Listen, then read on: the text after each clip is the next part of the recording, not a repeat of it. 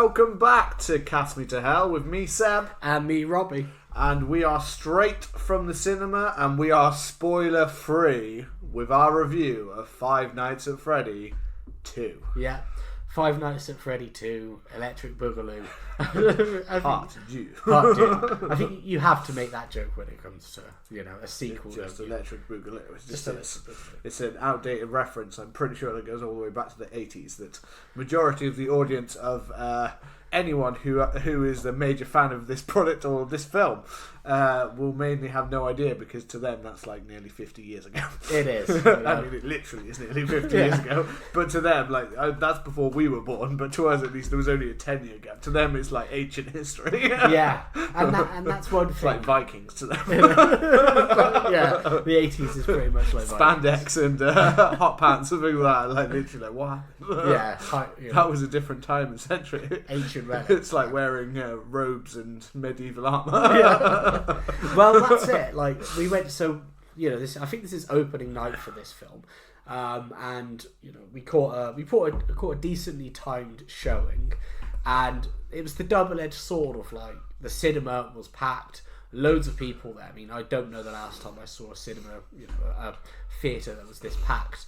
However, like, it did make me realise that I'm not young anymore, and I'm getting old.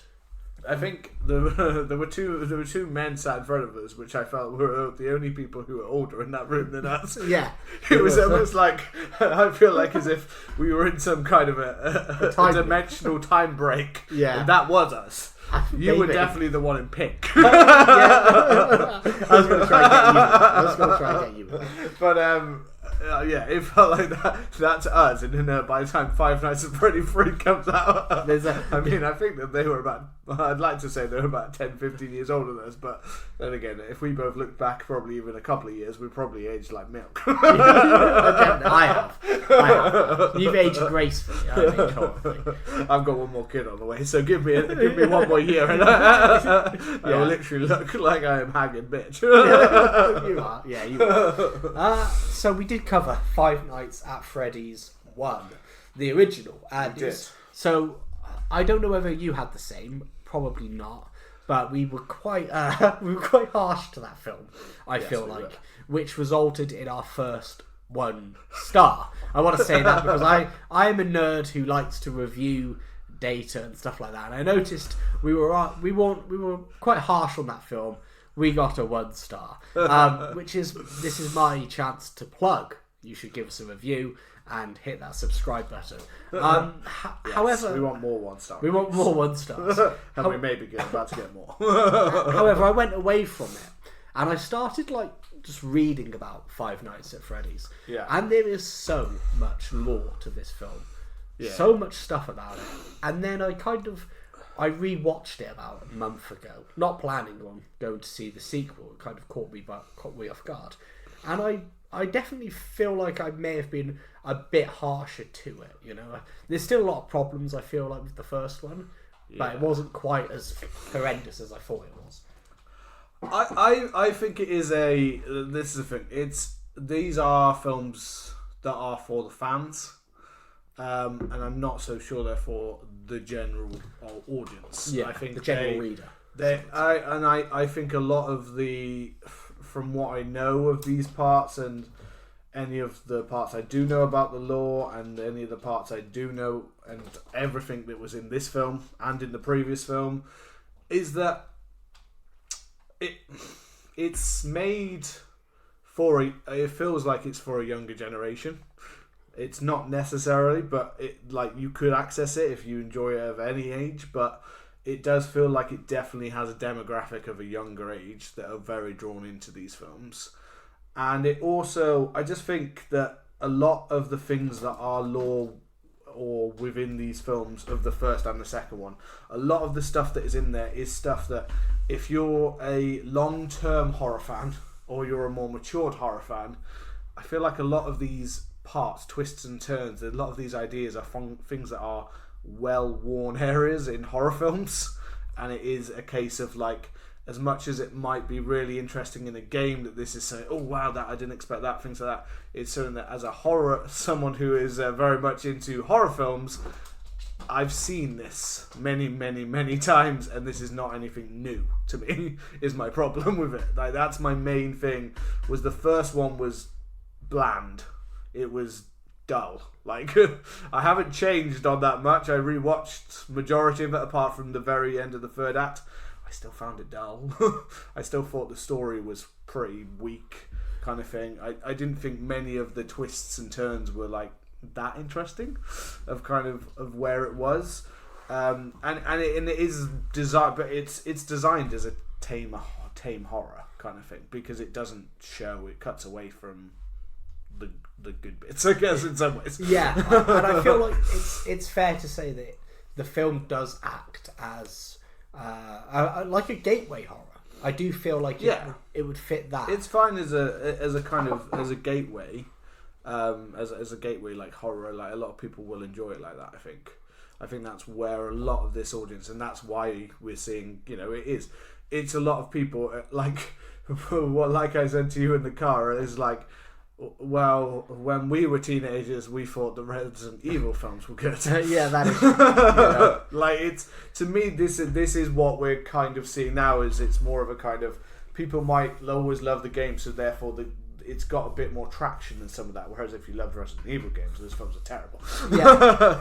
At least this somewhat, I guess, sticks with some of the idea of what those games are and stays a bit more true than whatever the hell the Resident Evil was, for instance. Yeah. Let's not talk about it. Because I actually feel like there was a lot that I didn't really like about the first one. I agree with you. I felt like it was rather bland. And it felt largely lifeless. They're out in the kind of, I don't want to say like the suburbs of Nebraska, but they're out kind of in the middle of nowhere. There's not really much life to that film. Whereas I feel like I enjoyed this one. I feel like it definitely had a lot more that I wanted. I do think that this one is better than the first one. Even though again, we've maybe seen that most people are saying that this is worse than the first one. I think for more of a general audiences, and I don't know, like the first one might be more true to the game, or something that people enjoy more. To a general horror kind of audience and stuff like that, I think this one had more elements of what you might have wanted to see, and I'm not saying it fully hits those marks, but I'm saying it has more closer elements, and it does have some standout scenes that kind of were more like, this is what I actually wanted to see. There is sadly not as much as I wanted of those bits, because I get it. Again, like it's like literally it's like watching, I also said earlier too about Transformers. Yeah, it's like watching Transformers because you want to watch Transformers, and then you have to sit through Shia LaBeouf's story for like 20 odd minutes, and then it's part of that of kind of like, I don't really want if you were coming to a Transformers film, you're here to watch the story of the Transformers or something like that. You're not here to watch the human story kind of thing. And this is kind of my little bit with it. With this is like, I do think every time it goes back to, what's her name? Vanessa. Vanessa. Every time it goes back to like Vanessa or things like that, it felt like it slowed a little bit. I disagree there as well. Really?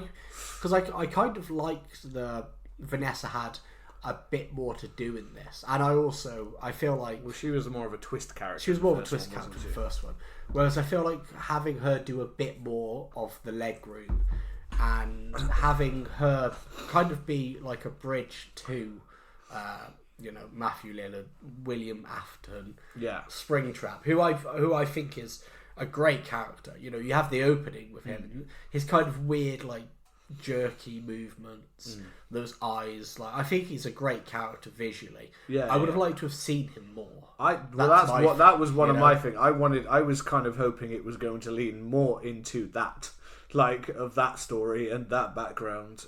I was disappointed when I was like, oh, we're not getting that. We're only getting like teasers of him, basically. Yeah, and that's the one problem I did have, is I would have liked to have had him more. I did like the Marionette, and that's another weird thing, is like I don't want to claim that I know loads of the lore. Speaking of Resident Evil, I'm a massive Resident Evil nerd. Yeah. I know a lot of the lore of that, Yeah. and I'm not gonna like shit on a franchise for having bad lore when I like Resident Evil. You know, like that has wild stuff. Yeah. But I heard of the Marionette by just scrolling through like TikTok and scrolling through Wikipedia and learning about stuff. But I didn't really know a whole lot about the character, how it's going to come into it, and I felt like mostly it was a good choice. My one problem with the first film was, apart from the scene where the random smackheads break in and start wrecking the house. they start wrecking the joint. Apart from that, I don't really feel like the animatronics were really bad guys or were really kind of like scary at all. That's one of the problems we had with it. It was like, why are they children? We didn't know the law. Whereas in this film, having them, actually having the animatronics being, the more of the villain, the actual It antagonist. gave me what I wanted, because there were two scenes that I felt were kind of really strong with it. And the first was when they go into the original Freddy's Fazbear's Pizzeria place, with the lake, and you get the kind of like paranormal film people, the paranormal activity kind of guys. I thought that was a really good, well done sequence. Kept it kind of within the age certificate, but also didn't show too much. That was fun. That was the best scene in the film, to be honest. I thought that was the one that I was a bit more like, I kind of wish this was the film. I kind of wish I didn't have to follow the annoying child and Josh Hutcherson, and I got this as a film. Well, that like them trying to survive inside, because kind of feels like that is like that's Five Nights at Freddy's. It kind of feels like that is like a bunch of people going in and trying to survive. Like that's my only thing about the first one and this one is I literally kind of feel like this isn't like they've overthought it to try and make it something more prestige than it really needs to be. And I feel like, why couldn't have these felt like they could be much more contained and scarier if they were contained to like what is going on inside of Freddy's? Because I mean, several of the games are literally just security cameras as you're trying to survive through the night of Five Nights like in Freddy's.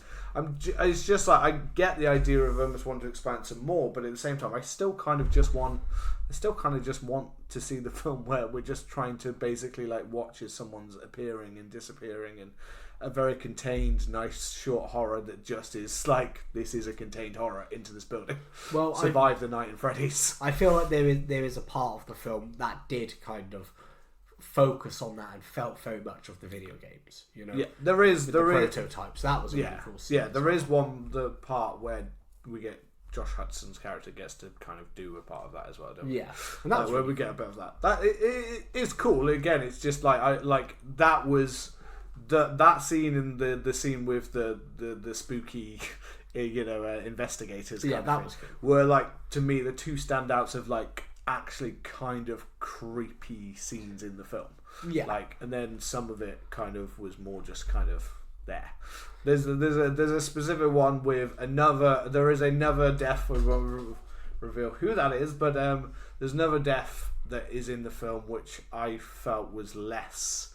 I'm trying to think of how to describe this without giving away what part of the scene this is, but there was another kind of one that contains death, because I'm not saying that there's a ton of death in this. It almost felt like it was aching to have more than the original. First. But it still felt like it was holding back like a lot. Like there were a lot of characters that appear and it's like, oh, these are going to die, and it's like, oh, they're not going to die, and oh, these are going to, no, they're not going to die. It felt very much like it still held back from being like full on massacre of a again what I think some people were sat there waiting to see, like, oh, we're about to get a big. The third act of this is kind of my main bugbear of this, because I was enjoying it most of the way through until the third act. That's my main area. I felt that the third act kind of went. It set up promises that it doesn't deliver at all, and I also felt one thing I do find with this film is that again, if you don't know them, that they're trying to fit a lot of stuff in, that you don't know the lore, you don't know the games and stuff like that. They're trying to fit a lot in. But it also feels like there's a lot of, oh, by the way, this has happened, or oh, by the way, here's this person, you didn't know who, like, they're not good twists, they're just more like, here's this person, oh, here's this, oh, by the way, oh, we need to do this, or oh, by the way, this MacGuffin of an item is standing in the way of everyone getting, like, when was this ever mentioned previously? No, this is now just something, It feels like there's a lot of stuff. It's like, no one talked about any of this from the first film to the second, from now. Like, you don't think anyone would have mentioned all of this stuff, but none of it, And I know that's like that's saying that for a horror sequels and stuff like that. It just feels like this one has a lot of stuff where it's like just suddenly like, oh yeah, by the way, here's this, and oh, by the way, here's this item, or here's that item. Use that item to do this, and use that item to do. It felt like a lot of that kind of stuff of just kind of like, and because it wasn't developed, it didn't feel like. It started to feel a little bit for me by the third act like we're just adding stuff, aren't we? We're not really thinking about, how can we make this organically feel connected? Instead, we're just going, here's this, and here's that, and here's this guy, and here's that guy, and it's like, okay. It was the third act that I had the problems with as well. I think in the original, the third act was probably still the most enjoyable element of it, because I felt it was quite a slow slog to get to what you actually wanted in the first film. Yeah. Whereas I think now it's more of a. I was somewhat into the elements that we were getting until I think we got to the third, because I think again that the scene that we get with the it's McKenna Grace, because I remember noticing it because I felt like she was kind of a bit like wasted in this film. Yeah. She's an up and coming quite big actress. She's been in a lot of stuff as like a child actor through the years and stuff. So she's just been like the headline of like a film that was only a few weeks ago, and she's in the new Scream film and things like that. Yeah. And I was like, she's in here. Like I thought, maybe she's just a fan of the games and she just wanted to be in the film just for the sake of it, because she doesn't do a lot, kind of thing. Yeah. I feel, before we get on to the third act a bit more, maybe, what do you think about, I mean, 3 of the boys are back in town with this film. So you've got Matthew Lillard, who's obviously kind of, I think we mentioned we mentioned him on some other random episode recently, probably our Scream one, that he's had kind of a real like career. He's had a resurgence, He's popped up in a lot of stuff now. He's in multiple. In fact, he's playing like I swear he's like, I've heard of him like being the new villain in like 2 different TV shows that he's going to. Yeah. He's in like the new Daredevil season 2 as like the main villain, and then he's also going to be in Carrie, the TV series. So he's in the Mike Flanagan Carrie. And obviously he's back in Scream 7 in whatever form that is. We don't know. So you've got him. I don't know who he's actually playing in Carrie. No, I don't know which character he's actually meant to be. In my head I can only think of like the principal, or like he fit in that role, or Chrissy's dad. Because that's the kind of best character that's never really appeared before. Like I could see him being one of those roles mainly, because I can't think of who else it would be. No, he's going to be like he's playing like a young teenager. He may do. Just put his hat back and things like that. I love the way he like in this film. He's those two like I really like Matthew, and I was really excited. And he has a presence in this film. I think. Yeah. He looks quite bulky. He's kind of rough with his like beard and stuff like that. Like the way he looks quite intimidating here. It is one of the elements I did like. There is a scene that has a quite prominent scene between like that Esgar like with Vanessa, his daughter, and him. Good scene. That has some really good elements to it. I mainly really enjoyed his presence in this film. As I said, it's something I kind of wished I'd like more. Yeah, because like I said earlier, I think Springtrap is like a really great horror villain. Yeah. Visually, the backstory around him is really interesting and quite sinister, and just the whole we get some of the sinister element like at the very early, which is quite cool. it's so creepy. You know, like when you see him. This is why I really quite liked like the first and the second act had quite a bit of this kind of into it, and it felt like it had some elements that were quite creepy. The opening kind of thing of the original Freddy Phase bars, that was cool. That's quite a cool kind of thing. I don't know. We also had it also opens with like a scene just of Matthew Liz before even the credits start. Yeah. Just of this kind of tease, I think, almost to not hang around to the credits. I think is all that scene that was there for, because I'm pretty sure he just says hang around till the end or something like that. I'm pretty sure. So very weird. We didn't hang around to the very end of the credits, so unless we missed something else. I think we probably missed the last one. But that's for you to know. There is a post-credit scene. There you go. If you're listening, spoiler free. That's good information to have. The second boy who is back in town, Skeet Ulrich. Mr. Scory. Mr. Skeet Ulrich. Skeet Ulrich. Yeah, I wonder whether we'll see him in the next one, maybe. Yeah. I'm assuming so. Yeah, he is in this film. He's not in it for very long. No, he's not in it. He's in one scene, really. I did think that there was going to be more to him. So did I. In the scene, it seemed like I'm not gonna lie. I don't know if, again, maybe there's something that people already know from the lore or things like that of the character. I won't even say whose character he's related to, because I feel like it's kind of it's kind of teased in the film to give that away. But he felt like he was being set up to reappear, or even in a twist kind of way. Yes, but yeah, no. Well, that's not so much of a. I think it's not. It's to lesser your expectations that you're going to see it kind of thing. Yeah, but the third and final boy who's back in town, Mr. Wayne Knight. Mr. Wayne Knight. We did talk about the nefarious Dennis Nedry in our Jurassic Park episode. If you haven't gone and listened to it. I thought Wayne Knight fucked in this film. I love Wayne Knight. I mean, I like Wayne Knight, and he did an absolutely fine job. He didn't overdo it comedically to make it into a comedic role. He plays it pretty straight. But I wasn't really a big fan of the element of thing. I also think his has one of the weirdest editing parts in the film. It's a part I can't go into. I have to go into the spoiler free. We'll discuss that. But there's a weird editing to his scenes that feel almost like they maybe did something else and then they decided to change it or something like that. Like, it's a bit odd. I thought the way that it plays out with his character. I just loved me some Wayne Knight. I like seeing Wayne Knight. He's an icon. He's an absolute dog. I didn't know he was in this film. Yeah, I had heard he was in it. So when it came up, I gave you a nudge and said, "Fuck it, Wayne Knight." Wayne Knight. I mean, I like seeing him in it. He does relate to one of the. There's an element of this that's kind of neglect of a child in order to make plot points work in this film, so that things can happen. That Josh Hudson's character doesn't come across very well in this film. I'm not gonna lie, he doesn't. And because of that, but we get a lot of the at first who wasn't bothering me too much, but as it went on longer, I'm not gonna lie. The actress, she did kind of start to grate on me quite a bit. The one who plays Abby. Yeah, the one who plays Abby. I just wasn't that bit, and they were asking.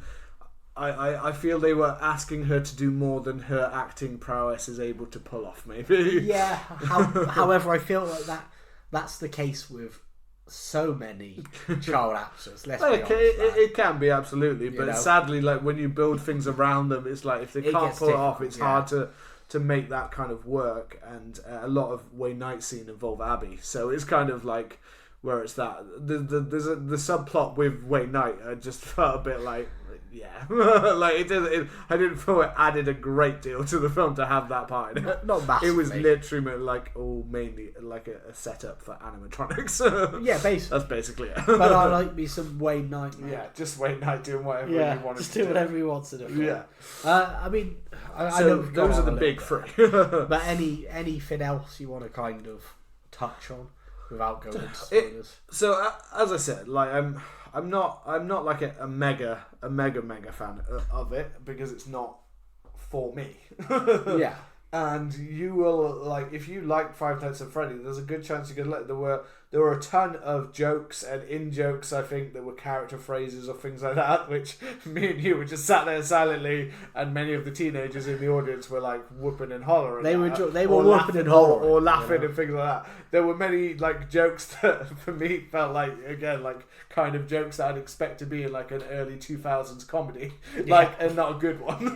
Like, where I was just like, in my head, I was like, should I be thinking about what our future generations are like? Yeah. Should I be questioning the future of this planet because of these jokes are not that funny? But there was one that. But to them, it might be. But to them, it might be, and it might be because of the game itself. So it's not exactly built for me. But I do think, for a general horror fan, that this one is better than the first one. I think there's more to enjoy when you're not kind of like, why do I need to watch Josh Hutcherson walking in the woods again for the 5th time in this film, and why am I slowly waiting to see some goddamn animatronic robots that I'd been promised when I came to see Five Nights at Freddy. Like this film, it felt as if it just flowed so much better than the first one. The first one did feel like it was a very messy film, whereas I felt this one was quite enjoyable. I'm with you. I'm not the ideal target audience for this film, but I enjoyed it, and I'll watch the next one. You know, I just still 100% feel that like this film would be better if we cut out those human characters, and went more for just a straight up thing. I feel like you could make. And I'm not even on about like last time. All we could talk about half the time was that Willy's Wonderland is a far better film than Five Nights at Freddy, because it basically fulfilled more of what we wanted. But even that was not a perfect kind of film. This could be a more perfect horror, scary, because there are just certain elements of this. I also think the more you see the characters moving around, I found that the less scary they became. When they're moving and you barely see them move and they pop up, and that's what was scary about it. It's more the fact you've moved closer and closer and closer. That's scary. Seeing that robots like literally like walking towards someone and hand to slowly, you're just there going like, why are you running from? Well, get up and run, because they ain't getting. They're going slow as fuck. Like I could shoot out that room right fucking now. Like, get away. Like, what are we doing? Like, why are we waiting here around? Like I'm going to slowly pick up this whatever it is, needle or whatever, and I'm going to slowly stab you in a minute. Yeah. It's like, you both could have legged out that room fucking 10 minutes. You can get out of it. By the time that blade is in you, like, you literally could have been down the road. At this point, it's on you. You're waiting. That's the only thing with having, there's some really cool puppetry and stuff like that in the film, but it's just more like I just think that the more we see them move around and having actions, the less it becomes scary. Kind of thing. And that is just something I found that was one element of this one that you saw more and more of them just like kind of moving towards people. It's like, that's not scary. Yeah, I think I would agree with you on that. But but we will delve. I think we can delve deeper into this. It's kind of hard to do this without going into spoilers. So I think you're going to have to come back for that part. Well, there we go, man. I mean, I think we'd recommend it to fans. General horror audiences will probably find something there. We will be dropping our full spoiler-free, spoiler-filled discussion in the next couple of days. So make sure you hit that subscribe button. Leave us a lovely review, and we will see you then. As always, play us out, fellas.